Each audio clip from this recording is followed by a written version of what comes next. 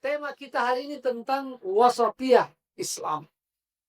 Wasatiyatul Islam atau wasatiyah dalam Islam. Apa maknanya? Dan bagaimana hakikatnya? Serta yang terpenting bagaimana penerapannya di zaman kita ini. Nah, insya Allah di bagian akhir kita boleh ada ruang tanya jawab kalau kita ingin bagaimana pengamalan, bagaimana aktualisasi wasatiyah itu. Kita mulai dengan makna wasatiyah. Dan sebelum itu di dalam Al-Quran ada satu ayat yang secara khusus menyebutkan tentang wasatiyah ini, ya, yang disematkan kepada umat Islam, bahwa umat Islam ini adalah umat yang wasatiyah. Dalam Al-Quran surah Al-Baqarah 143 Allah SWT berfirman, wa kadzalika ja'alnakum ummatan wasata litakunu syuhada'a 'alan nas wa yakuna rasulu 'alaikum syahida. Demikianlah kami jadikan kalian, wahai orang-orang Islam, orang-orang beriman, sebagai umat yang wasat. Umat yang memiliki karakter wasatiyah. Agar kalian bisa menjadi saksi atas seluruh umat-umat yang lain. Dan Rasulullah SAW akan menjadi saksi atas kalian. Ini ayat yang sangat fundamental dalam masalah wasatiyah. Ya, menjadi dalil utama tentang wasatiyah itu. Sekarang apa makna wasatiyah? Ya, saya ulang lagi terjemahan ayat tersebut. Ya, dan demikianlah kami jadikan kalian sebagai ummatan wasatan. Umat yang memiliki wasatiyah. Itu terjemahannya. Apa makna wasatiyah? Secara bahasa, Pak, bahasa wasatun, wasatan atau wasatun, ya, atau wasatiyah itu secara bahasa artinya yang di tengah. Wasat. Ya. Jadi kalau orang Arab mengatakan yang di tengah, ya, alladzi fil wasat, gitu, yang di tengah. Ya. Jadi itu secara bahasa, Pak. Wasat itu di tengah. Kalau ada ini meja, ya, berarti yang tengah sini. Ya. Ini secara bahasa. Di tengah ini dalam bahasa, Pak, bisa berarti secara lahiriah posisinya benar-benar di tengah, atau dia secara maknawiyah di tengah. Ayo, apa contoh penerapan, Pak? Di tengah tidak secara fisik, tapi secara makna. Ada yang tahu, Pak? Dalam bahasa Indonesia, hakim, ya, juri disebut sebagai wasit. Wasit itu dari bahasa Arab, Pak, dari kata wasat.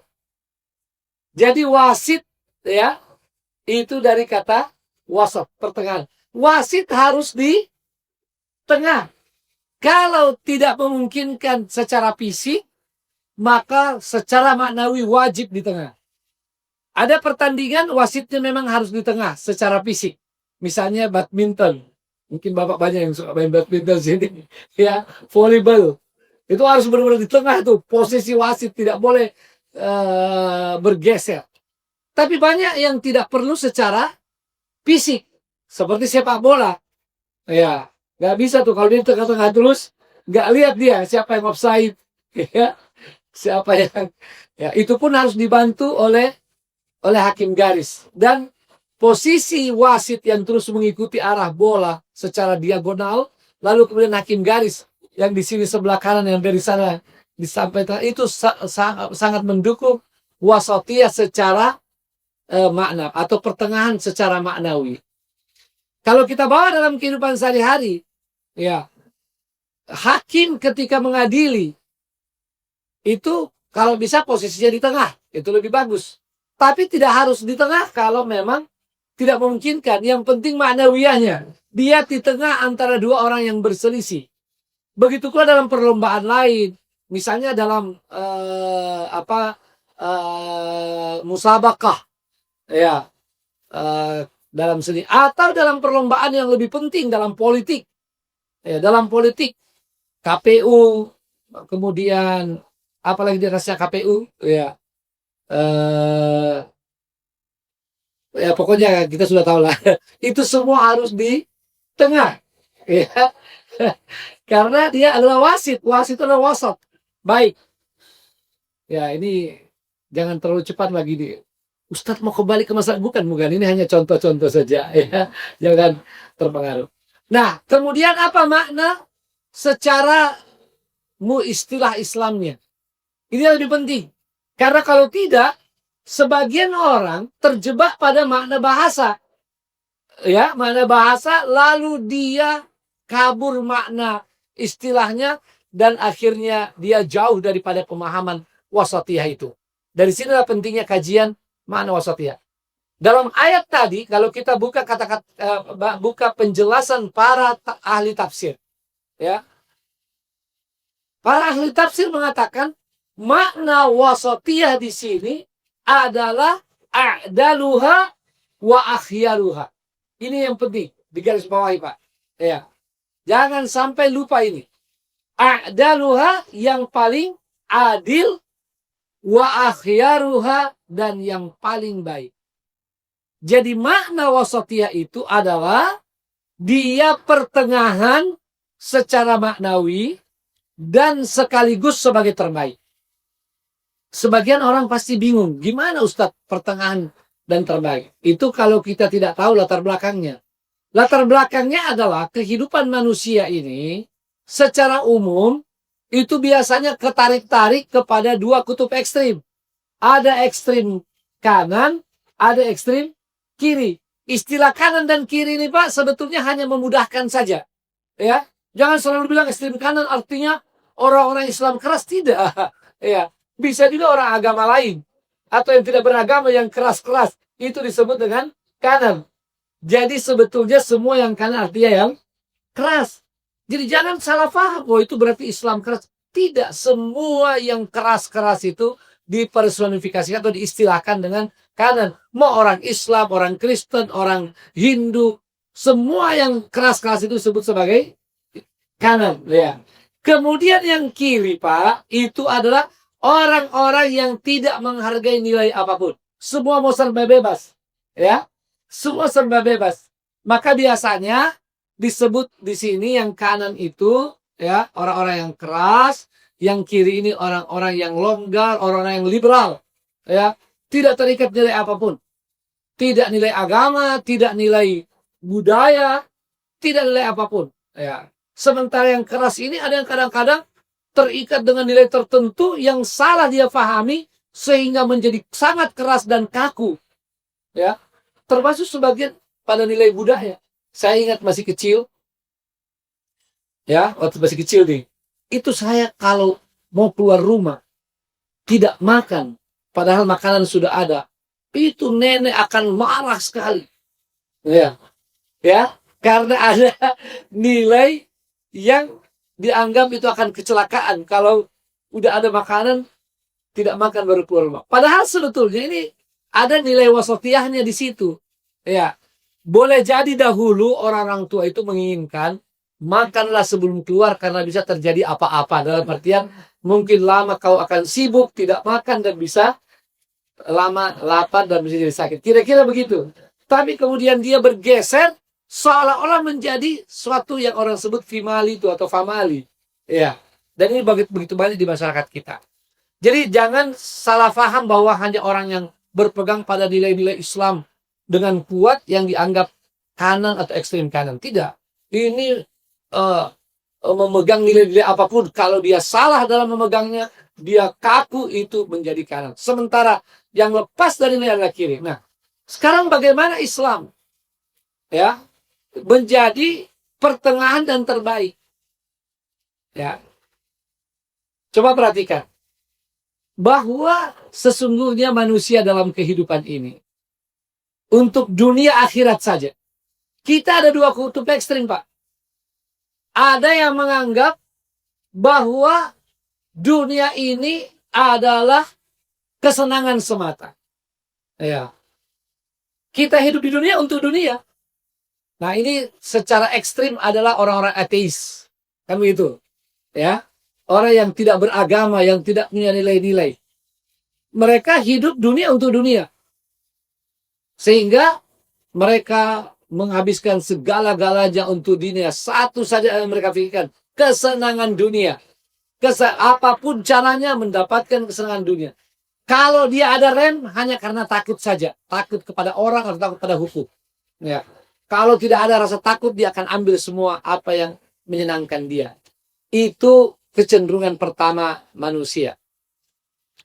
Ada kecenderungan kedua, orang-orang yang menganggap dunia ini adalah penjara. Dunia ini adalah sesuatu yang merusak, ya, saja.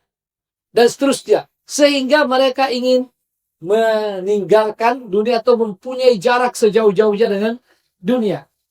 Kalau bisa dengan dunia cuma makan sesuap nasi, ya, dan pakaian seadanya, kalau perlu yang paling lusuh, ya, dan tidak mau menikmati dunia karena dalam pikiran mereka dunia ini hanyalah sesuatu yang merusak, sesuatu yang melalaikan dan sebagainya.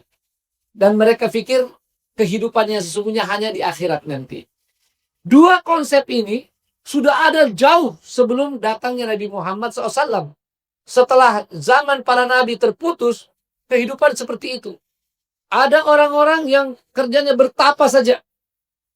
Ya, tidak lagi ada hubungan dunia. Ada orang-orang yang tidak tahu lagi nilai-nilai. Dan itulah yang disebut di zaman jahiliyah sebagaimana yang digambarkan dalam Al-Quran, dalam hadis sebelum Nabi diutus. Hilang semua nilai itu. Ya, nilai ketuhanan hilang. Walaupun mereka menyembah berhala. Berhala itu tergantung selera mereka saja. Ya, Tuhannya pun bisa dimakan. Ya. Lalu kemudian nilai kemanusiaan hilang. Ya, yang kuat memakan, menindas yang lemah dan seterusnya. Nah, itu ada di satu sisi. Sisi lain orang-orang yang tadi. Maka Islam datang bagaimana wasati antara dunia dan akhirat. Subhanallah. Dunia dan akhirat. Dan ada satu ayat secara khusus yang menyebutkan keduanya. Walaupun hampir semua ayat dan hadis akan memberikan makna ini. Ayat yang saya sebut itu adalah dalam surah Al-Qasas, ya. Wabtaghi fima atakallahu ad-daral akhirah wala tansa nasibaka minad dunya. Kejarlah, nah itu wabtaghi, carilah, ya, apa yang telah Allah karuniakan pada kalian untuk akhirat kalian. Tapi jangan lupa nasib kalian di dunia. Yang menarik dari ayat ini adalah mendahulukan untuk mencari dan mengejar akhirat. Ya. Padahal kalau kita biasanya mengatakan seimbangkan dunia akhirat. Kan biasa begitu. Karena kita di dunia. Tapi ayat ini menyebutkan carilah, kejarlah akhirat dan jangan lupakan nasibmu di dunia. Akhirat jelas bagi kita orang beriman tahu itu pasti ada akhirat. Bahkan orang-orang ateis pun sebetulnya di hati kecilnya tahu ada akhirat. Saya pernah mengajar di Jepang 5 tahun. Di antara murid saya tanya, ya ini ateis, ya. Saya tanya 3 pertanyaan saja, tolong jawab. Kita dari mana? Dan kenapa di sini di dunia? Dan nanti mau kemana? Ya. Dia tidak bisa jawab. Kecuali dia, ya mungkin kita dari arwah-arwah atau apalah, kira-kira begitu. Ya. Taruh di dunia kenapa? Ya karena ya memang kita harus hidup begitu. Kemana? Ini yang saya dapatkan. Dia bilang, saya tidak beragama, tapi saya pikir-pikir ada itu nanti setelah mati nanti. Ada alam setelah kematian. Dengan jawaban itu saya pertama bersyukur, ya Allah, ya alangkah nikmatnya Engkau berikan pada kami ini Islam. Ya, bukan saja nikmat iman, tapi nikmat ilmu. Yang barangkali Bapak Ibu tidak pernah mensyukuri itu. Ilmu saja tentang adanya akhirat, itu ilmu luar biasa. Ya, kan kita anggap biasa aja itu. Ya, kalau kita ada akhirat, dianggap itu ilmu tidak berharga. Tapi coba ketemu dengan miliaran orang yang ateis sekarang. Ya, orang yang ateis, orang yang tidak tahu agama saat ini, dan jumlahnya sangat banyak di zaman kita ini. Alangkah berharganya ilmu itu. Bahwa ada akhirat. Itu ilmu. Ya. Dan itu akan mempengaruhi kehidupan kita. Nah, saya lanjut. Jadi, sesungguhnya Islam datang untuk membawa bagaimana konsep wasatan. Dalam prakteknya, Islam kemudian mendahulukan bagaimana nilai-nilai ukhrawi itu ditanamkan pada diri kita, agar kita sadar akan ada akhirat dan kita mempersiapkan diri ke akhirat. Ya, dalam konsep Islam tentu dengan akidah kita atau iman, ibadah, ya, kan begitu. Tapi juga dengan seluruh hidup kita. Sungguhnya bukan semata-mata iman, ibadah itu. Ya, ini akan saya jelaskan pada poin kedua. Sebaliknya tentang dunia. Dunia jangan diabaikan. Jangan anggap dunia ini semata-mata merusak atau penjara. Dunia ini adalah karunia Allah yang diberikan kepada kalian untuk menikmatinya, sekaligus itu menjadi bekal kehidupan di akhirat. Dan di sini yang luar biasanya, Pak, karena konsep Islam al-wasatiyah tadi bukan semata-mata pertengahan, ya, seperti dalam konsep sekularisme. Tolong diperhatikan. Kalau apa bedanya Islam dan sekuler? Sekuler itu begini, Pak. Sekuler dia juga perhatikan akhirat, ya, kan begitu. Mereka itu orang sekuler bukan tidak beragama, Pak. Sekuler itu dia juga beragama. Perhatikan akhirat, mungkin dia sholat kalau dia orang Islam, atau dia ke gereja kalau orang Kristen, dan seterusnya. Tapi urusan dunia tidak ada kaitannya. Ya, tidak ada kaitannya. Jadi urusan dunianya dia tidak ada kaitan. Misalnya kalau dalam ekonomi, ini yang paling gampang. Sebetulnya dalam muamalah, dalam yang lain juga, misalnya pernikahan apa segala masuk, tapi ekonomi paling gampang. Kalau kita dalam Islam, kita sholat, nanti dalam ekonomi ada aturan. Kan begitu, ya. Dan karena kita sholat, kita harus perhatikan aturan dalam ekonomi itu. Ya, tidak boleh, dan dia hanya pada beberapa poin larangan saja. Karena ekonomi itu muamalah. Dan karena muamalah dia lebih ringan sebetulnya. Ya, jadi hanya tidak boleh misalnya memakan harta orang lain dengan cara yang batil.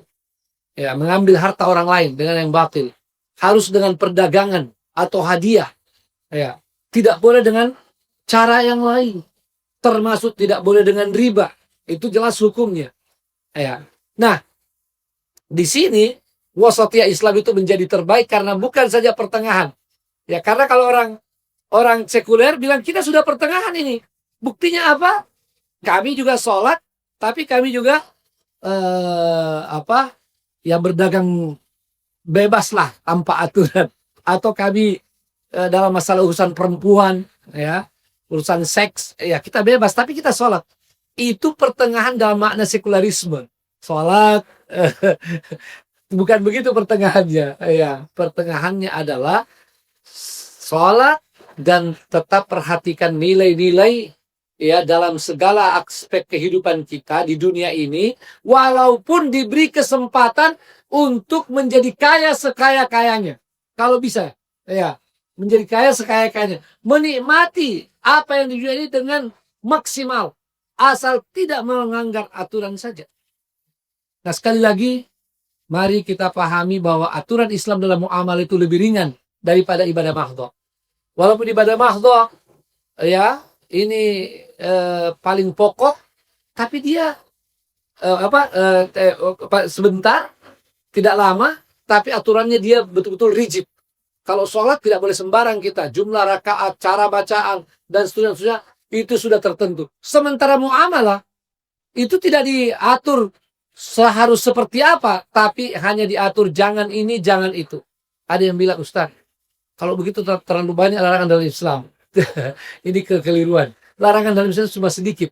Ya, hanya kita saja yang kemudian keliru memahaminya. Baik, ini yang pertama.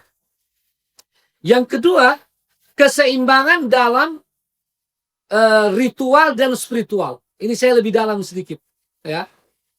Jadi ada sebagian dari kita orang Islam yang saat ini kalau ritualnya itu dijaga luar biasa, alhamdulillah, disyukuri.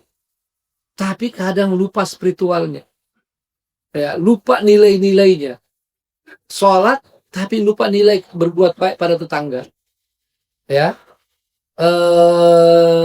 bahkan kita sholat sunat, tahajud, puasa sunat, kita lupa tentang bagaimana nilai spiritual untuk berbagi, untuk ramah, untuk baik, dan menjaga aturan-aturan dalam bekerja. Ini dua ini kutub ekstrim yang harusnya tidak boleh karena dia tidak wasatiyah. Ya, dan ini pernah ada di zaman Nabi SAW. Ada seorang sahabat, ya, sebetulnya tiga orang sahabat yang bertekad untuk tidak lagi mau dekat-dekat dengan urusan dunia, muamalah. Ya, satu tidak mau lagi makan, ya, di siang hari mau puasa terus. Satu tidak mau tidur di malam hari karena mau tahajud terus. Dan satu tidak mau lagi mendekati istrinya. Dan mereka merasa bahwa inilah jalan terbaik. Lalu ditegur oleh Nabi SAW. Bukan seperti itu. Saya yang terbaik di antara kalian. Saya puasa dan saya juga makan. Saya tahajud dan saya tidur. Dan saya menikahi wanita-wanita. Ya, artinya beliau punya Isa SAW. Maka wasatiyah di sini dalam ritual dan spiritual.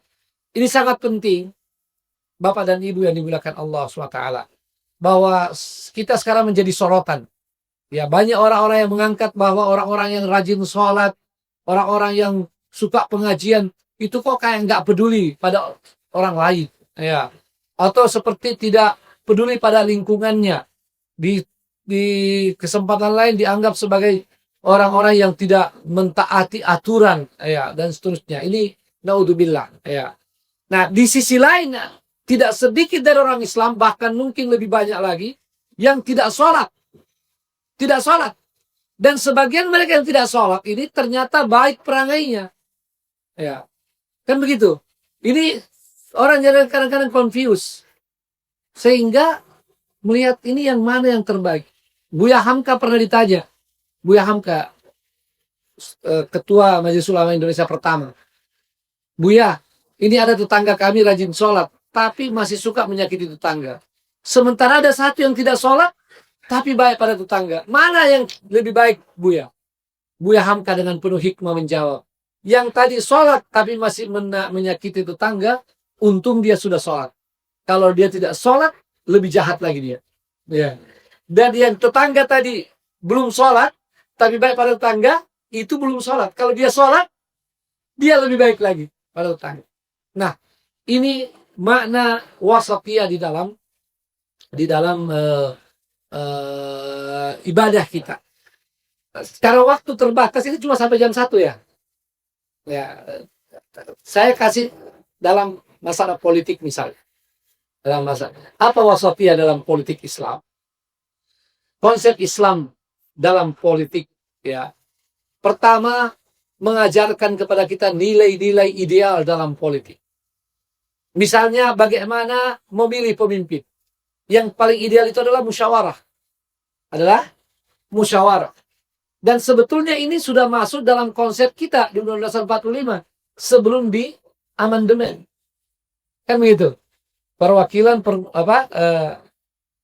sila keempat Pancasila, kerakyatan yang dipimpin oleh hikmah kebijaksanaan dalam permusyawaratan perwakilan, dan diturunkan di Undang-Undang 45, lalu undang-undang dan peraturan, sampai kemudian terjadi amandemen memilih pemimpin secara langsung.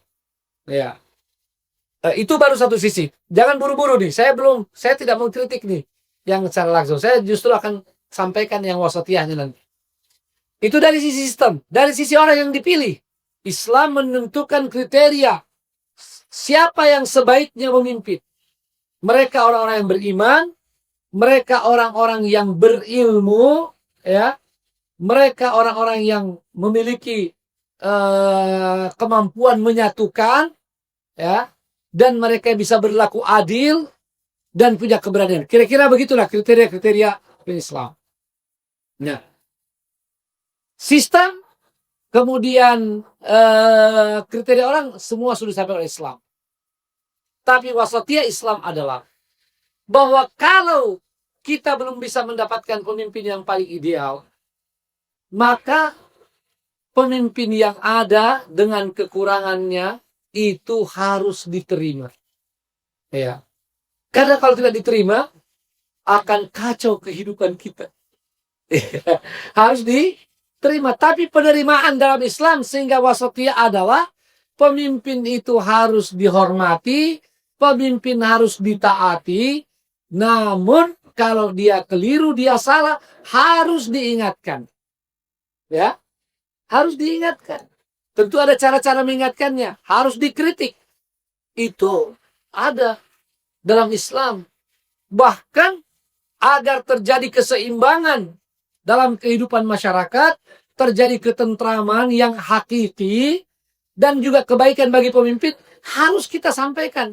Kekurangannya apa kalau ada, atau kita berikan masukan. Makanya dalam Islam ada ayat-ayat yang sangat banyak tentang ini. Dimulai dari ad-dinun nasihat. Islam ini agama nasihat. Salah satunya adalah kepada para pemimpin. Walaupun juga kepada orang yang dipimpin. Ya. Itu contohnya. Ada man ra'a minkum mungkaran falyughayyirhu biyadihi. Bahkan sampai yang tertinggi, ya tentu tidak semua orang nih, orang-orang pilihan, ya orang pilihan, bahwa afdalul jihad adalah menyampaikan perkataan yang benar di hadapan seorang penguasa yang dolim. Ini contoh saja kalau ada. Ya. Nah, itu wasatiyah dalam politik. Ini perlu kita sampaikan bahwa sesungguhnya kalau kita mau terapkan nilai wasatiyah dalam Islam, misalnya sekarang dalam sistem pemilihan pemimpin, yang ada dengan sistem pemilihan langsung, wasatiyah dalam Islam adalah itu tidak masalah. Ya, tidak masalah. Jadi tidak usah bilang, wah ini pemilihan langsung tidak Islami, karena itu saya golput. Tidak begitu wasatiyah. Ya, bahwa itu adalah hanya merupakan instrumen. Diberikan ini yang ideal, tapi kalau tidak mengapa. Yang paling penting bagaimana kepada tujuannya nanti, memilih yang lebih baik. Ya, sebab ada kesempatan dalam sistem yang ada sekarang, silakan kalian berjuang memilih yang terbaik. Nah, kemudian setelah kita ikut, lalu yang terpilih bukan yang kita inginkan, atau dalam pandangan kita bukan yang terbaik, toh tetap juga harus diterima. Itu konsep Islam. Bahkan dalam Islam, Pak, ini agak sedikit dalam kitab-kitab fikih, kudeta itu tidak boleh. Betul? Dalam Islam kudeta tidak boleh, haram. Jelas ini, Pak? Haram, Pak. Tapi kalau ada sekelompok orang berhasil melakukan kudeta, dan kemudian mereka telah menguasai pemerintahan, dan mereka dianggap orang yang tetap pantas memimpin, wajib untuk ditaati juga. Iya. Kenapa kalau tidak, kata para ulama fikih, akan terjadi kekecauan yang terus-menerus, tidak berhenti. Dan ini yang pernah terjadi di beberapa penggalan zaman. Ya, ya mungkin Bapak, Ibu udah tahu kisah-kisah kerajaan dahulu yang tidak pernah berhenti pertumpahan darah. Ada yang bilang, wah kalau begitu konsep Islam, konsep yang Jabariyah. Bukan Jabariyah. Konsep yang nerimo saja, bukan. Sebab penerimaan kita bukan tanpa reserve. Ya. Penerimaan kita bukan artinya pasif saja. Kembali pada konsep tadi, ya, proaktif memberikan masukan, mengingatkan, ya. Walaupun dalam kita mengingatkan, kadang-kadang kita mendapatkan resiko. Itulah merupakan bagian dari perjuangan. Nah, saya kira ini contoh-contoh. Saya ingin memberi kesempatan, ada kurang lebih 10 menit kalau ada tanya jawab. Satu lagi, wasatiyah dalam keluarga. Bagaimana menerapkan wasatiyah dalam keluarga? Ini terutama bapak-bapak kita mau ingatkan nih, ya. Dalam keluarga itu kita ada hak-hak individual. Ada hak suami, ada hak istri, ada hak anak-anak, betul? Ya. Tapi ada juga hak bersama. Ada hak kita pada istri, ada hak istri pada kita, ya. Begitu juga anak-anak. Kalau kita ke istri, ya haknya yang paling tinggi itu adalah hak untuk mendapatkan apa, Pak? Dalam fikih ini kita tes ini fikih. Hak apa yang tertinggi suami pada istri? Apa, Pak? Nafkah. Nah, nafkah. Apa lagi? Ya. hak kita dari istri, Pak. Bukan hak istri. Kalau hak istri ya nafkah. Benar sekali. Kalau istri, hak pertama itu adalah nafkah dari kita. Kalau kewajiban kita pertama, tapi hak pertama suami ya itu adalah hubungan suami istri. Ya, itu makanya dalam hadis-hadis sangat ditekankan itu. Tetapi apakah karena itu hak kita maka kita tidak peduli bagaimana keadaan istri? Ya. Ya. Tentu ada yang namanya wasatiyah. Nah, saya sekalian memberikan sedikit tip buat bapak-bapak dan ibu-ibu di sini. Sering kalau ada acara pernikahan, orang mengatakan di antara kewajiban suami memberikan nafkah lahir dan nafkah batin. Betul? Betul? Dan yang kita maksud nafkah batin adalah hubungan biologis. Itu terlalu menyempitkan nafkah batin. Ya. Sesungguhnya nafkah batin dalam Islam itu paling tidak pada 4 hal. Yang pertama adalah atensi, perhatian. Ya. Yang kedua komunikasi. Ya, hubungan komunikasi. Yang ketiga adalah apresiasi, penghargaan. Ya, kalau istri itu dihargai. Kalau istri ke suami menghormati. Ya. Yang keempat itulah intimasi. Dan bagian dari intimasi adalah hubungan seks itu, hubungan biologis. Kalau kita jaga empat hal ini, maka kita akan berada pada konsep wasatiyah Islam dalam hubungan keluarga. Ya, nah nanti istri juga begitu. Ya, ini tapi waktu tidak cukup, saya beri kesempatan dulu kalau yang bertanya. Ya, kalau tidak kita lanjutkan untuk kita tutup. Silakan Bapak Ibu kalau ada pertanyaan, bagaimana menerapkan wasatiyah dalam kehidupan kita sehari-hari. Mungkin ada yang mengalami peristiwa-peristiwa tertentu dan ingin mengetahui konsep wasatiyah di situ. Silakan Pak.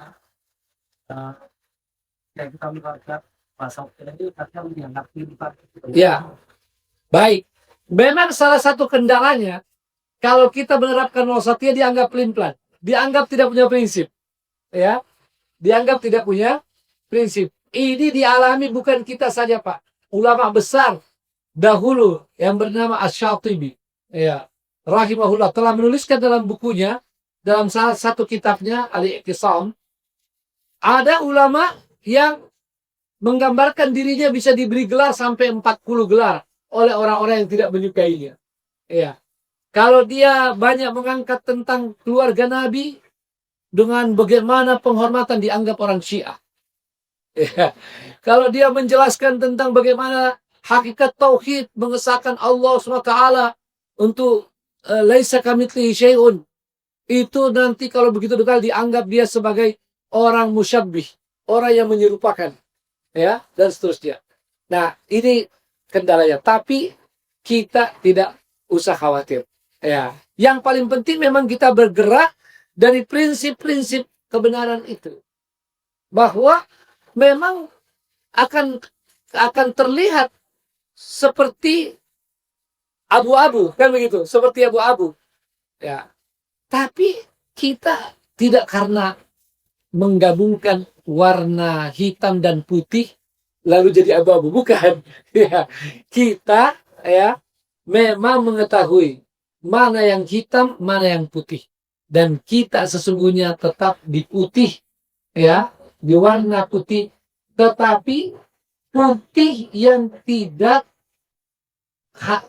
hanya mencela yang hitam, tapi berusaha untuk memutihkan yang hitam sesuai kemampuan. Seperti itu. Ini sering kita alami. Bahkan orang-orang yang mendamaikan dua orang yang berbeda. Coba bayangkan Pak, ada dua orang berselisih nih. Biasanya kalau berselisih itu Pak, kadang-kadang ekstrim. Ya kan, antara pendapat A dan B ini susah dipadukan. Susah dipadukan. Maka yang di tengah ini untuk mendamaikan kadang-kadang terlihat seperti abu-abu. Ya, sebetulnya bukan dia abu-abu, dia bukan pelin-pelan. Tapi dia mencoba mendekatkan bagaimana keduanya untuk sampai pada solusi terbaik. Ya, solusi terbaik. Kira-kira seperti itu. Baik, ada lagi?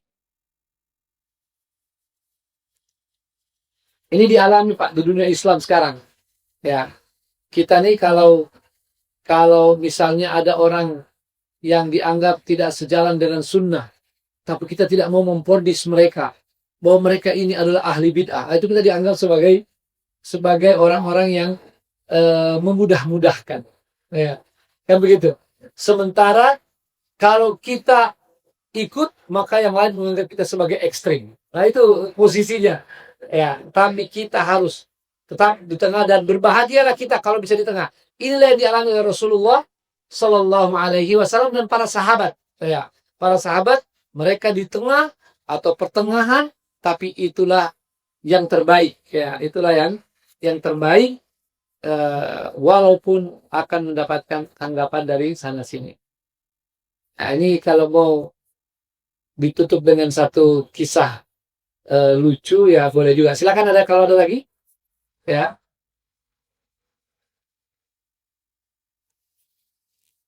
Baik, saya pernah diceritakan oleh teman soal dari Malaysia.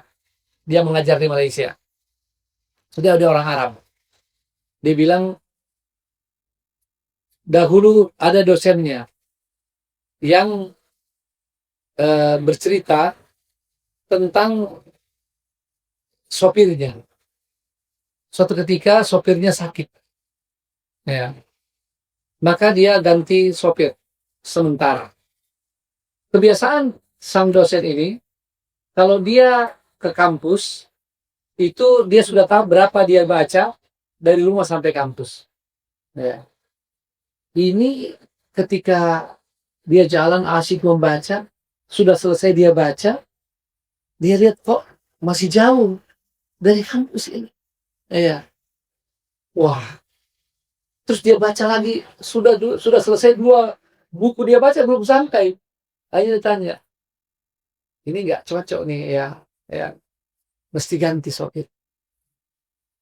Kemudian ganti sopir, suruh carikan yang jalan seperti ini. Datang sopir yang baru, belum setengah dibaca buku yang biasa dia baca, udah sampai. Wah, ini nggak cocok juga, ini bahaya ini. Ditanya yang pertama, oh ternyata mantan sopir pembawa keranda mayat orang Tionghoa itu, kayak yang jalannya pelan sekali, di Malaysia nih ceritanya. Terus yang sopir yang kedua mantan sopir pemadam kebakaran.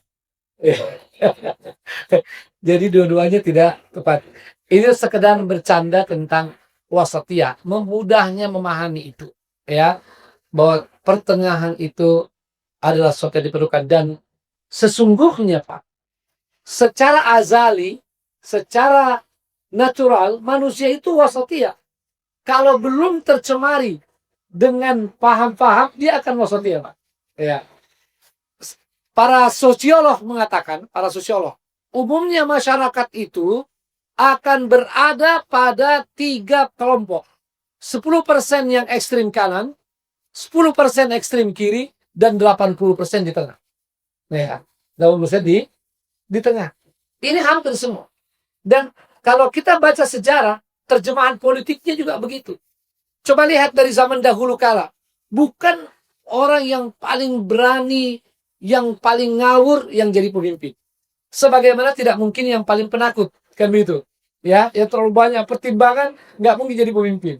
Tapi yang ngawur juga jarang jadi pemimpin. Biasanya yang punya keberanian, tapi punya perhitungan. Biasanya begitu.